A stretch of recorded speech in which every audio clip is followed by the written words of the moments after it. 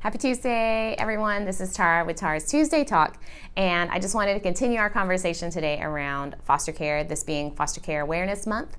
And as mentioned in our past beginning of the month Tuesday Talk, we're just tackling some of those misconceptions about what foster care is and what foster care is not. And so we just want to continue that conversation today. Last Tuesday Talk, we talked a bit about like general misconceptions of foster care overall, and today I just wanted to focus on Honduras. And so just to kind of break down some of those things of what our understanding of foster care is growing up and living in the States compared to what it is here in a developing nation of Honduras. And so just wanted to provide that information for you so that you can also just share why you support foster care in a developing nation when maybe it doesn't look like it's the strongest or best program in the States. And so although, again, I stick to what I said last week, there are amazing things happening in foster care in the States, and I think we just hear a lot of the bad stories and not the good stories. But to further break down some misconceptions when dealing with Honduras specifically and what's going on here in foster care, I wanted to provide you with some of that information today for you to think through and then chat through and put in some comments and just please ask questions. We want to make sure everyone's getting all the information that they need to be able to share well and to know what the impact that you're having. And so primarily the conversation to start us off for what foster care is not in Honduras. It's not a program that pays families for doing foster care. As in the States, it's a program where the families get paid. It's a very developed program, and that's just not the fact here in Honduras. The government agency does not have the means yet to provide a financial stipend for the families. It's been talked about, and it may be something that happens in the future, but for now, families do this solely out of the desire in their heart to be in ministry towards these kids to help them develop well. They're starting to understand the development, the attachment, the issues that come out of growing up in an orphanage and not having that one-on-one family care that happens here to the population of children growing up in orphanages. And the church is feeling called to do something to shift that. And so that's why families are fostering, and that's the message we provide as Identity Mission that our staff shares in churches. And so when families step up to be a foster family, it's to simply fulfill that call. And I know a lot of families do that in the States too, but that misconception of, they're doing it for the money is definitely not, it's not even a possibility yet here. We're praying it never is a reason why a family does it, but it's not even a possibility. So families do not get paid here to do foster care. Now, Identity Mission is able, when a family needs it, to help with a stipend or some provisions for the child, but they literally step out in faith and trust the Lord for that provision, just as they do for their own family and their own child. It's been amazing to see our community step up as well. We have a lady that provides all the birthday cakes for the foster kids. We have a dentist that gives dental care for free. Many things. The community and the church has just poured in to help these foster families fill in those gaps, because it can be a financial burden, and we do have families that don't actually take the step to become a foster family because of the financial issue. And so we definitely try to combat that by helping provide stipends when it's possible for these families to be able to say yes because they have the heart and the desire already, or help them get incorporated into other areas where they can just assist other families because they have the desire so strongly and maybe financially can't do it yet. And so that's one of the misconceptions for us to break. They never do it for money. They actually, usually use a lot of their own, or they use their own funds and have to consider it investment in God's kingdom when they choose to foster. And so that's one of the misconceptions that we wanted to break. The other one is, I don't even know exactly how to word it, but just maybe it's more of an understanding than a misconception. So the understanding that I want to make sure we have this month as we're thinking of foster care development in Honduras is all tied up in the church right now. These are all Christian families stepping up to say yes to these kids. And to me, it's the church coming back to our original calling to the orphan.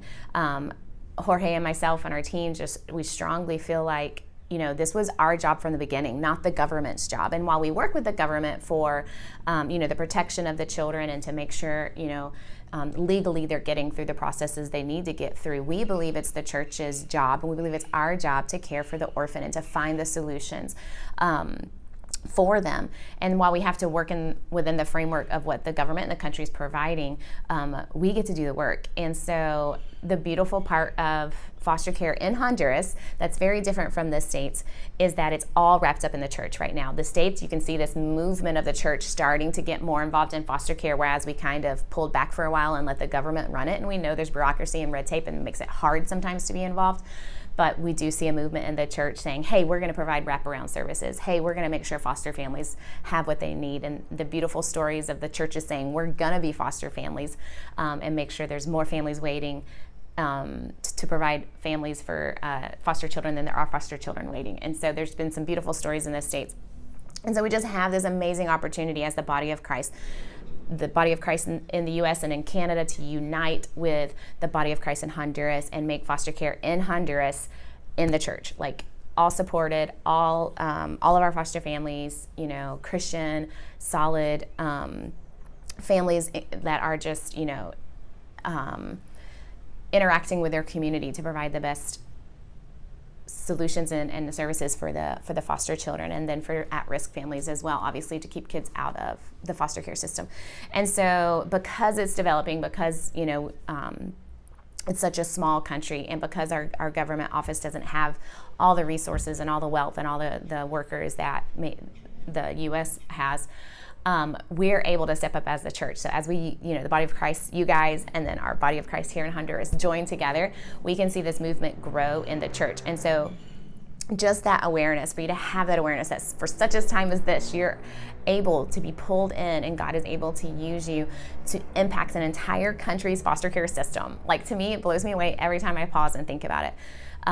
But there's 4 other organizations that are now involved in foster care in Honduras. They're all Christian. They're all Christian organizations working hard to find Christian families to care for kids in their homes. And so being a part and supporting this movement and the development of foster care now in this country literally could impact the country for forever.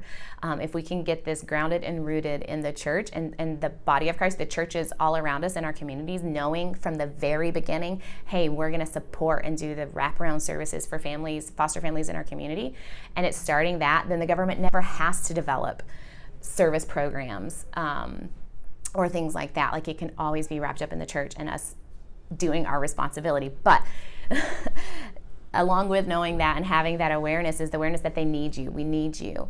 And that's really what this month is all about, is to understand your place and that you're needed and the impact that you can have, that we can't do this journey without you. So as we mentioned, when advertising the 5K that I hope you get in there and do May 27th through 29th, registration link is in there on social media. That $25 that you donate actually supports a foster kid in the program here. It helps pay for the caseworker. So it's a Christian staffed, identity mission staff caseworker that's going to that child and to that foster family and supporting them. And so that $25 supports that. That $25 supports making sure we're having those communications with the local church so that the church can be involved. So it's helping support that conversation and that networking and those activities, church events, to get them involved. And so what it boils down to is your support of that $25 a month fills in that gap of the financial gap that Honduras has in foster care because of being a developing nation, because locally not having yet the funding to provide the support to pay the social workers outside of identity mission. Your funds do that. And so you coupling with us and with the local church here in Honduras is allowing foster care to be firmly established in the church, and for the church here to step up and answer that call because of your partnership. And so that's why we put, that $25 registration fee, was just to really bring home what the impact you have when you choose to partner in the foster care movement with Identity Mission here in Honduras. And so to me, it's just brilliant how the Lord wants, we each have different gifts, and he really wants to bring about his will and his plan, which is, to put the lonely in families.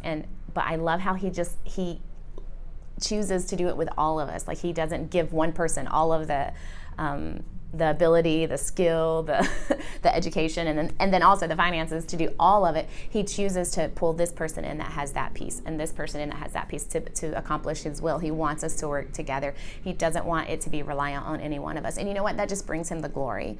That says none of us can accomplish any of this without him, without his perfect plan or him orchestrating us getting to know each other and us coming across each other's paths and divine moments and all these beautiful things, us hearing and learning and growing from one another.